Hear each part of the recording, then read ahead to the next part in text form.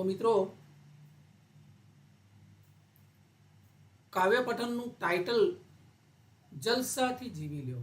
બસ જિંદગીમાં જલસાથી જીવી લ્યો એનો મતલબ મોજ કરો, આનંદ કરો, જિંદગીને જીવી લ્યો, ખાલી પસાર ના થવા દો. એટલે આજના કાવ્ય પઠન એક સુંદર મજાનું કાવ્ય છે. એનો પહેલો શેર, અહીંનું તો અહીં જ ભરવાનું છે, અહીંનું તો અહીં જ ભરવાનું છે, વાવો બાવળ તો આંબો ક્યાં થવાનો છે.